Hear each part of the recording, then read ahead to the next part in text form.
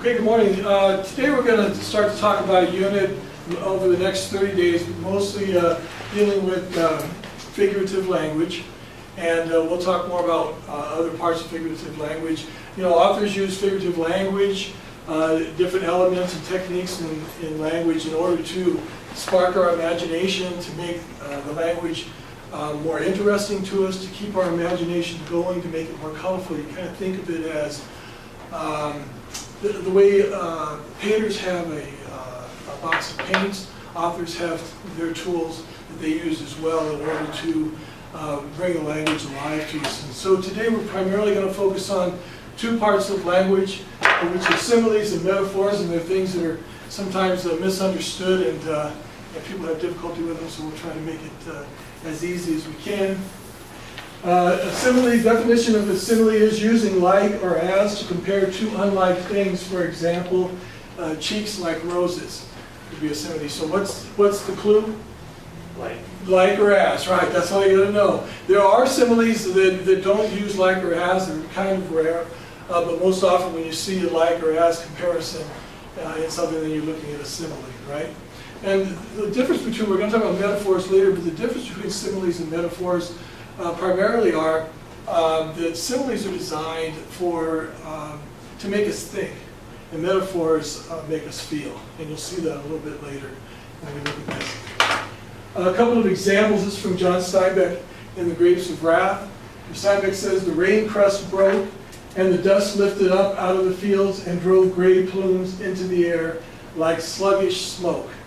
So we see the simile is, Sean? The like sluggish smoke is describing the dust out of the fields. Okay, so that's the object that it's referring to, right?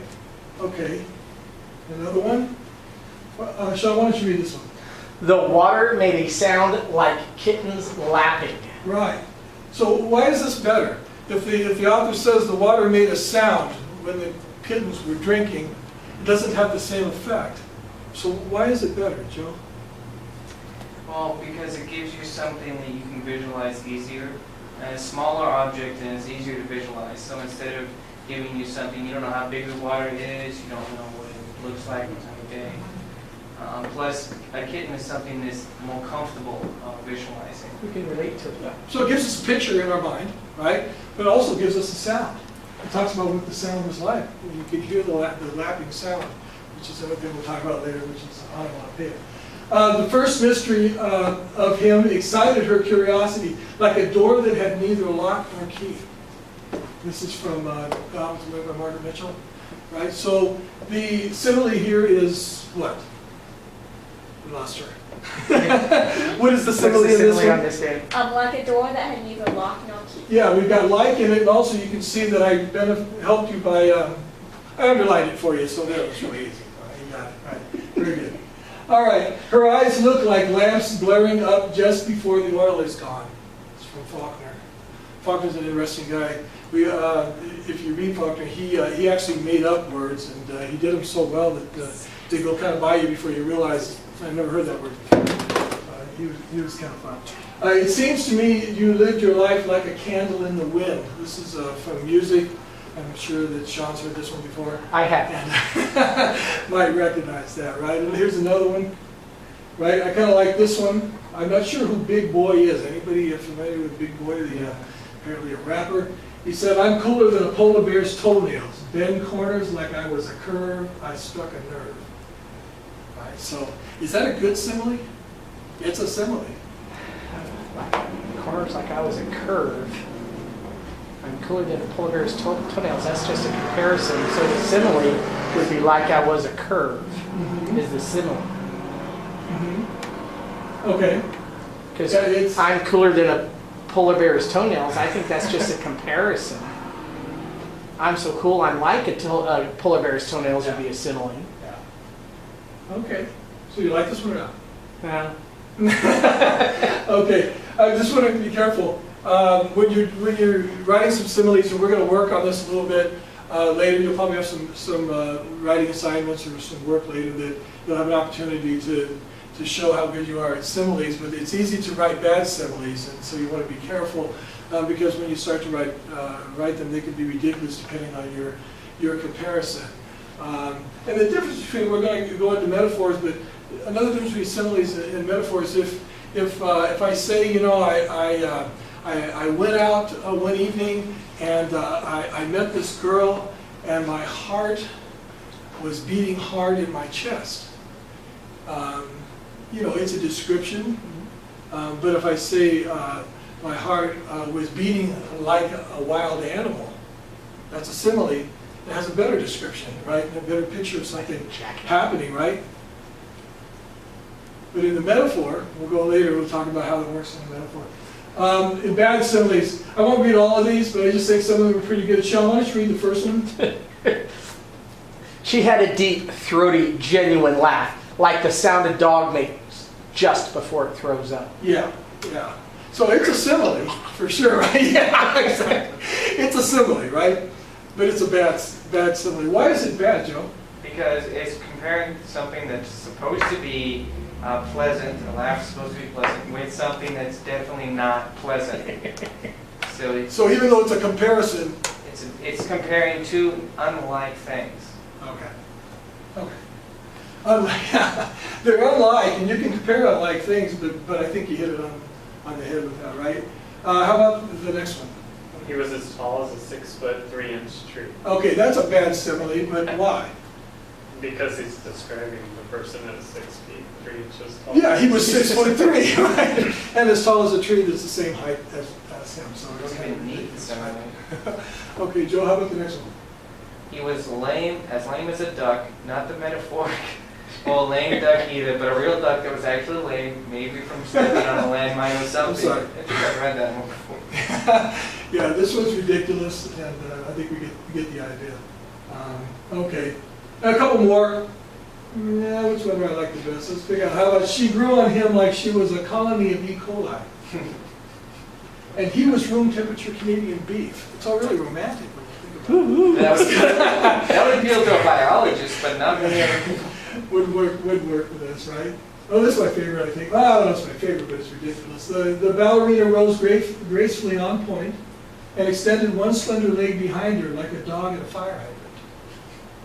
So why is that? The image it brings, you start thinking of a ballerina all graceful, and next thing you have a dog taking a leak on a fire hydrant. Yeah. I don't associate those two very often. It's incongruous, even though it's a simile. We're making a comparison to something that doesn't work for a ballerina, right? It's like the other one with the laugh and the dog throwing up. It's both. It works, Pleasant, it just doesn't work well. unpleasant. Yeah. Pleasant. It's just a bad comparison, right? Okay, all right. All right, metaphor. I made an example, we read the definition, but I said, you know, when I met the girl, my heart was beating like a wild animal, right? And we say like, which is the simile, right? But if you use the metaphor and do it in the same way, you say, when I met her, my heart was a wild animal in my chest. Why is that different? Because you're not comparing it to like a wild animal, you're saying it was. My Okay. heart was a jackhammer when we met. Exactly. I still get the picture, but I'm not comparing it, I'm now saying it is. It is, right? So it's more implicit than the first one, right? But it's also, to me, more powerful in the language, and it has more of an emotional appeal to it than the first one. It's because you're substituting instead of comparing. Okay. So you're not saying, you're not proxying it. You're just going right to it. Okay. Okay. Metaphor, a word or phrase comparing one kind of object or idea used in place of another to suggest a likeness or an analogy, as in drowning in money or a sea of troubles, would be good examples of metaphor, right? Okay. So a couple of examples in literature. All the world's a stage and men and women merely players. This is from Shakespeare. Right? Okay, so the metaphor is all the world is a stage. He doesn't say it's like a stage. He says it is a stage, right? So it's more, to me, more powerful. I tried to climb into Jem's skin and walk around in it. I really like this line because you get a picture of it. He's trying to say, I tried to, you know, what is the author trying to say here? This is from Huckleberry Finn. I don't know if you've read it yet, but He what was do you think trying he's trying to understand how Jem felt. Yeah, it's like when you How say if you he's could walk a treated. mile in my shoes or something like that. It's the same idea. I tried to get into his skin and walk around it and to see how it feels from his side, right? And I think you get that from just this one sentence by Twain, the master of this. Okay, and then we've probably heard this one before. This is Elvis Presley. You ain't nothing but a hound dog. Okay, so I think that's a good metaphor. This one I kind of like because it's a simile and a metaphor in the same piece from Paul Simon's Graceland. The first verse of Mississippi Delta was shining like a national guitar. That is a what? Simile. That's a simile, right? I'm following the river down the highway through the cradle of the Civil War. What is that? Metaphor. There's the metaphor, right? Because and what's he referring to? What's he mean by the cradle? Why does he say the cradle of the Civil War? One of the most important, actually, flashpoints out of the Civil War. Okay. Okay. Anything else? The birthplace. Birthplace of the Civil War. Yeah, where it began. He's right in the midst of it, right? So and you get that picture, and you get a lot from just this short piece. Okay, we're gonna do a little practice with metaphors. I don't know if we want to go through the whole thing, but we can take a look. And what I'd like you to do is just take a look at. Maybe we'll break these up because it's just a practice. Maybe you can do the first one for us, Joe. Maybe you can do the second one. What I want you to do is just underline where you see the simile or the metaphor, and you can do the third one there, and maybe you can take a look at the fourth one. Okay?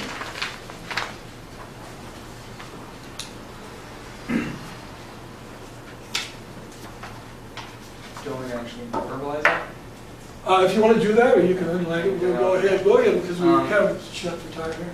It looks like the simile is at the end sentence, his eyes glinting like black beetles under all the hair. And the metaphor is the beginning, a giant of a man. A giant of a man is a metaphor, and at the back part, like black beetles under the hair, right? And then, who had the second one? Just anybody? Go ahead and take a look.